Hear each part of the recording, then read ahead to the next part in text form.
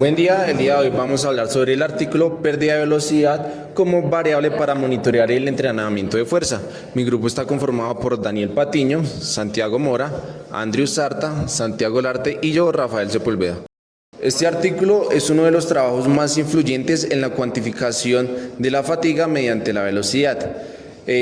También analiza cómo va disminuyendo la velocidad intraserie y cómo podemos reemplazar ese modelo tradicional de series fijas con la cantidad porcentual del 1RM. Anexo a esto tenemos dos objetivos principales.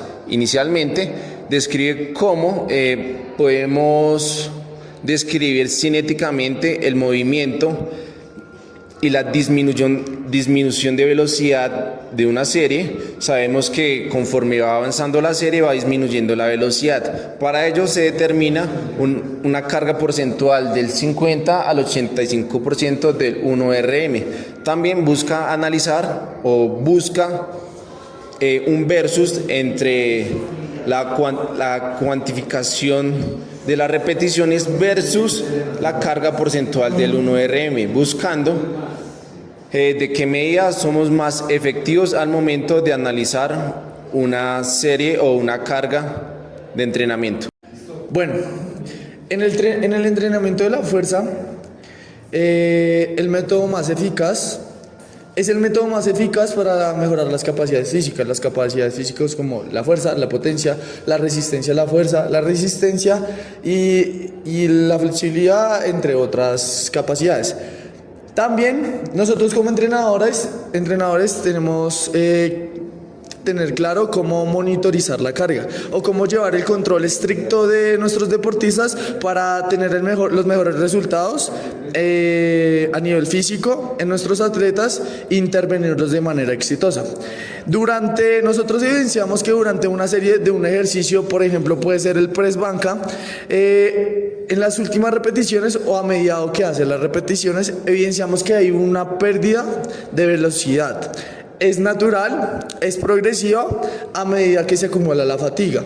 Esto también se evidencia a la hora de hacer un RM, donde evidenciamos que el esfuerzo máximo al realizarlo también se correlaciona con la velocidad muy lenta.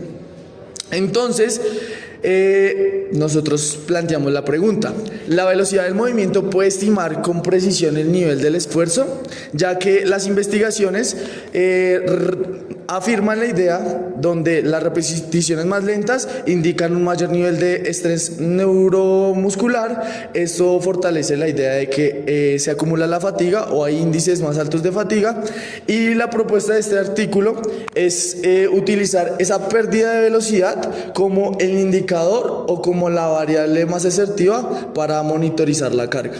La pregunta que acabamos de realizar la vamos a ir respondiendo a través de que vamos explicando la exposición, y al final se le va a dar la conclusión general para responder esta pregunta. En este artículo se realizaron dos estudios, en donde el primer estudio fue de 22 sujetos masculinos jóvenes físicamente activos, en donde se realizaron 8 sesiones, cada una al fallo con una carga entre 50 y 85 LRM. El orden fue aleatorio, que esto quiere decir que entre los días que se realizaron las cargas no fueron las mismas, fueron variando entre mayor y menor día tras día. Se hicieron de 6 a 7 días entre sesiones. Cada serie se llevó hasta el fallo muscular, en donde la velocidad máxima fue intencional, entre el estudio 1 y el estudio 2.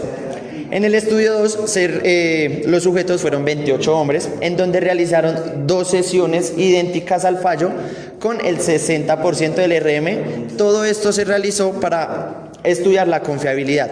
Cabe aclarar que en los protocolos de activación, en los dos estudios se hicieron de la misma manera.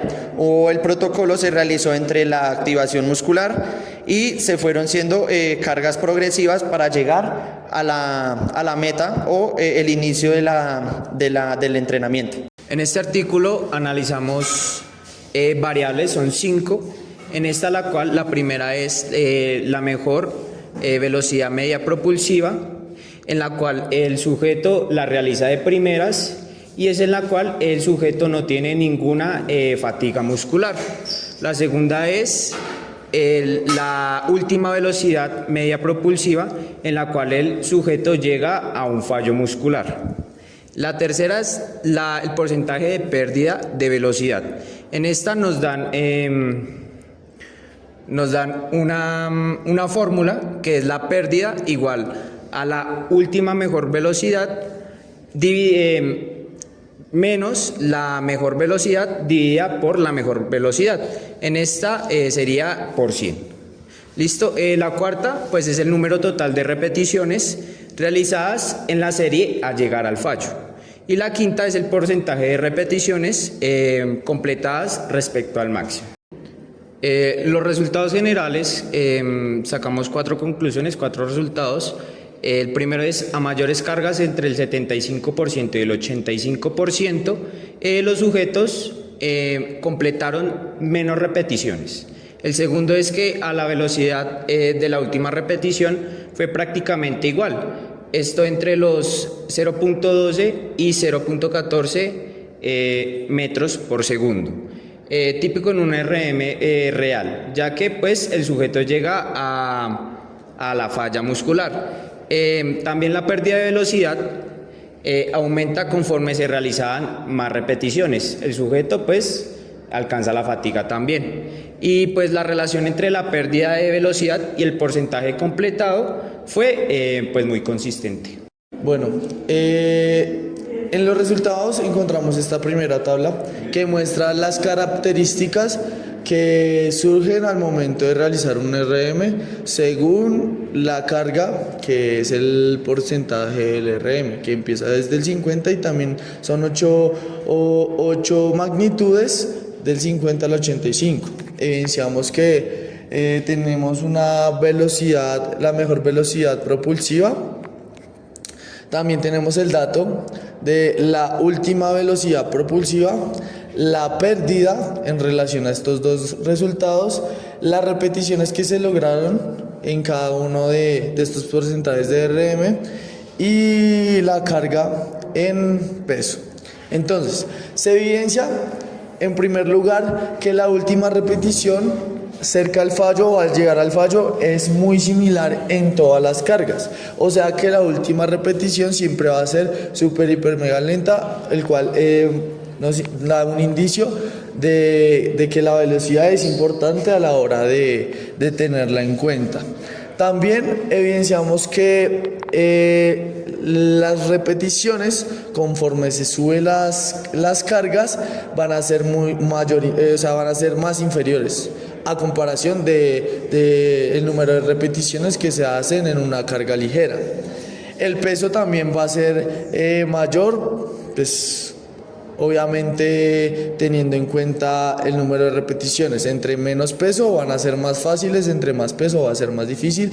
Este peso, según teniendo en cuenta la carga relativa del peso corporal y el peso al que pueda lograr el deportista. Recordemos que son deportistas de universidad entrenados con antecedentes de entrenamiento. Siguiente. Bueno, en esta tabla hacemos una comparación donde nos muestra la carga que se ejecuta en porcentaje del ERM, pero siempre va a mostrar ese declive que existe a la hora de entrenar. Pero las diferencias son las siguientes. Acá en la primera tabla nos muestra el número de repeticiones. Conforme vamos elevando la carga del peso a realizar la fuerza, las repeticiones van a ser menores, pero este resultado es más volátil, por eso tenemos esta variabilidad en los resultados. A comparación de midiendo la disminución de velocidad de ejecución, de velocidad propulsiva, tenemos unos resultados más precisos o más compactos, muy similares entre ellos, entre las cargas que se realizan. Entonces nos resume que hay al momento de realizar un trabajo entre llegar al fallo muscular, vemos una pérdida de velocidad media a comparación de las repeticiones. Bueno, en esta tabla el artículo nos muestra el coeficiente porcentual para cada porcentaje de la velocidad media promedio de pérdida. Entonces, primero tenemos una carga porcentual del 1RM desde el 50 al 85%, el coeficiente de variación porcentual para cada repetición. ¿Qué nos dice aquí esta tabla? Básicamente que las repeticiones no es una variable fija, o no nos podemos fiar mucho de las repeticiones, porque la velocidad no es una constante fija. Sin embargo, cuando hablamos de la velocidad porcentual desde el 15 al 75%, vemos que es más fijo, es una variable mucho más confiable, en la cual nos podemos basar para programar una serie de entrenamiento. En este caso, pues todo este estudio fue basado en el bench press. También la tabla nos dice que el coeficiente variable para el porcentaje completado de repeticiones cuando es del 70 al 75% de la velocidad media promedio puede llegar al 85% de RM, y no aparece en la tabla porque el máximo de variabilidad media promedio cuando se pierde esta cantidad en cada repetición o serie puede llegar aproximadamente al 65% de pérdida. ¿Listo? Entonces, como podemos ver, este es en el primer estudio. En lo que la tabla nos concierne, dice que es el coeficiente de correlación entre el número de repeticiones y variantes antropométricas mecánicas. ¿Qué quiere decir esto? Aquí podemos analizar que está el RM, el porcentaje del RM, el peso del deportista, del sujeto, la altura, la longitud del brazo. Vemos que es el mejor en velocidad media propulsiva. Esta ya es la última velocidad media propulsiva. Aquí podemos ver la pérdida de porcentaje de velocidad media propulsiva. Aquí vemos el peso en kilogramos de lo que cargó. Y acá lo último vemos lo que es el RM relativo. Lo que aquí para sacarlo es el RM dividido entre el peso, ¿vale? Entonces el propósito de esta tabla es analizar si el número de repeticiones hasta el fallo se correlaciona con factores como la masa corporal, la altura o variables de velocidad. ¿Qué quiere decir esto? Que esto también nos va a ayudar para explicar la variabilidad interindividual, o sea, de cada individuo. Esto también tiene una relevancia que confirma que la variabilidad en repeticiones no se explica tan fácilmente por variables antropométricas, o sea, como nos lo muestra la tabla, o mecánicas medidas. Esto sugiere influencias como tipo de fibras musculares.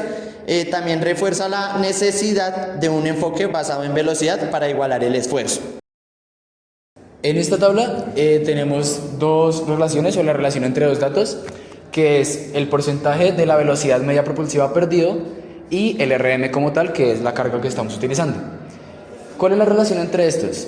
Se observa que cuando se tiene un 15% de pérdida de la velocidad media propulsiva con un 50% del RM, el porcentaje completo de las repeticiones sería un 31.2%, y este resultado es ascendente, es decir, a medida que va aumentando el porcentaje de pérdida de velocidad, va aumentando el porcentaje de las posibles repeticiones completas.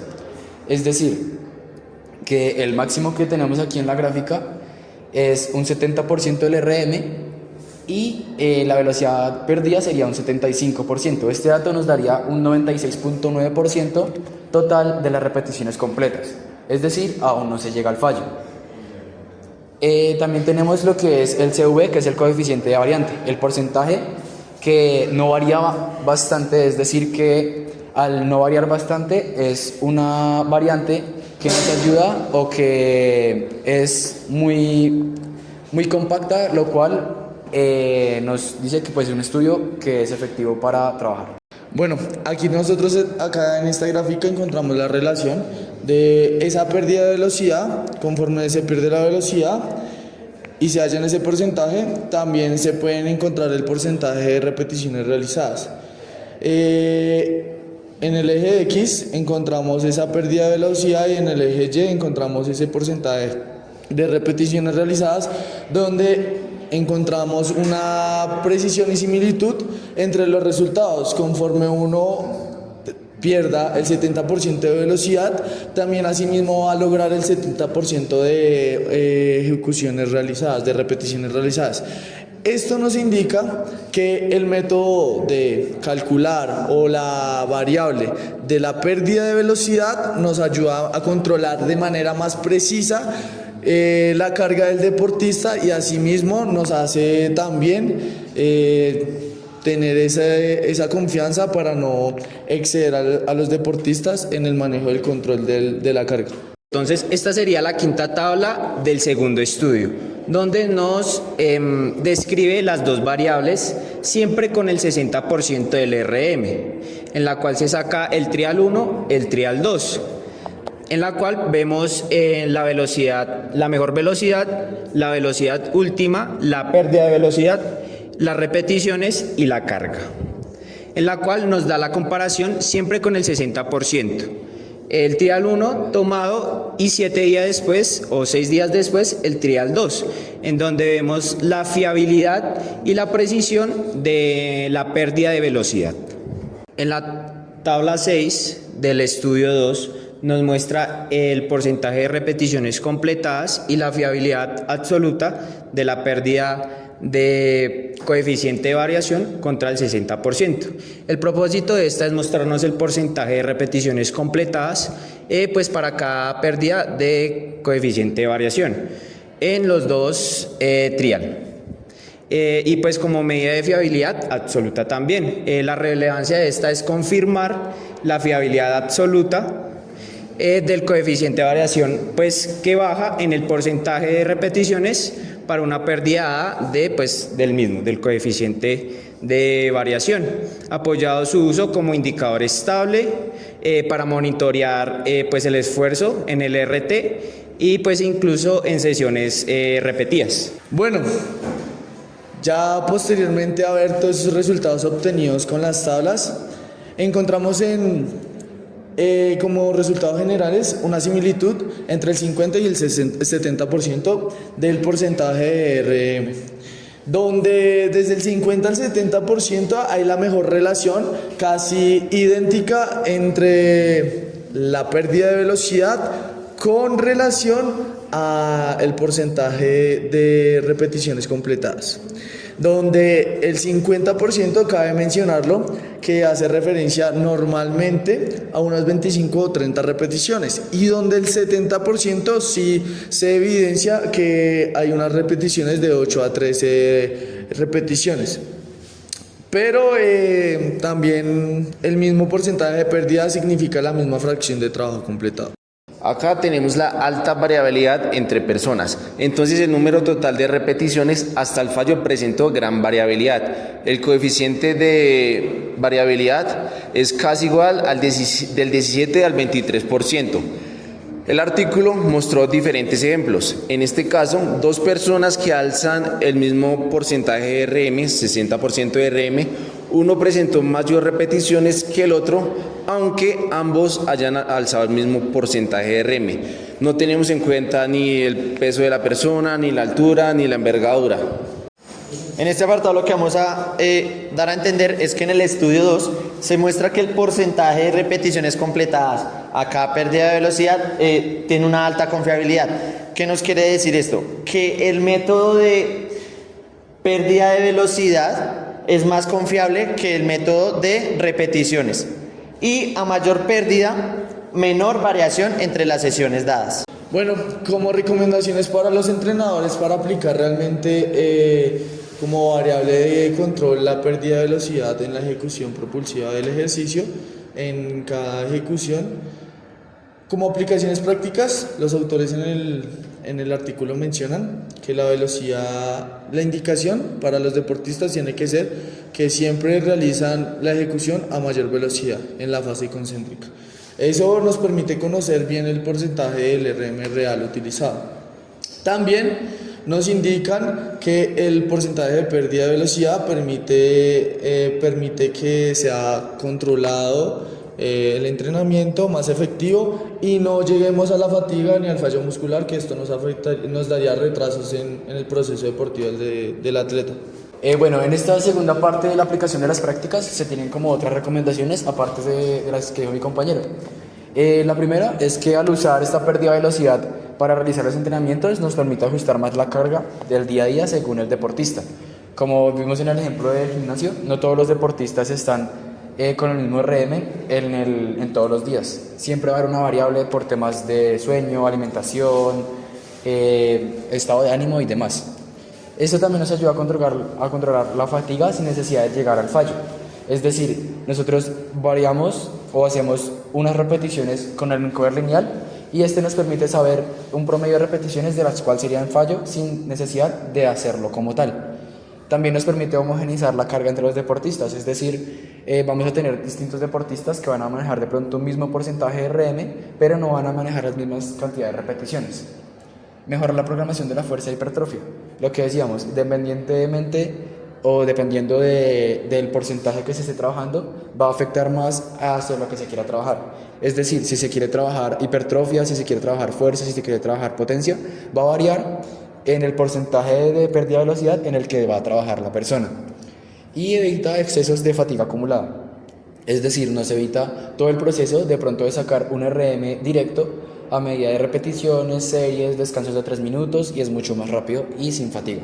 Bueno, la siguiente, como tal, las conclusiones finales de todo el trabajo, pues se puede decir que la pérdida de velocidad es el indicador directo y preciso en cuanto a la precisión de la fatiga neuromuscular. Como lo venimos diciendo, en muy resumidas cuentas, a medida que el deportista o el atleta va aumentando la cantidad de repeticiones, va disminuyendo la velocidad a la cual lo ejecuta, y lo cual hace que aumente el porcentaje de la pérdida de velocidad del entrenamiento. En el que vimos en el gimnasio nos especificaba muy a fondo la cantidad de repeticiones a las cuales se podía ir acercando el deportista para llegar al fallo y en qué porcentaje iba en base al RM estimado que se tenía. También se reduce la variabilidad entre las personas, es decir, como lo expliqué anteriormente, la variabilidad que hay entre cada persona a la hora de mover un mismo peso o mover un mismo RM. También se dice que este método es superior o tiene mayor efectividad si lo trabajamos con un método tradicional como puede ser el de repeticiones y series de 3x10 o 4x12, como la pregunta que hicimos al principio. Entonces, en conclusión, sí, el entrenamiento basado en la velocidad es mejor o tiene mejor eficiencia a la hora de trabajarse. Es altamente confiable y pues es aplicable obviamente a un entrenamiento real. La única negativa que tiene es el costo del elemento, pero vemos que a la hora de aplicarlo es totalmente confiable.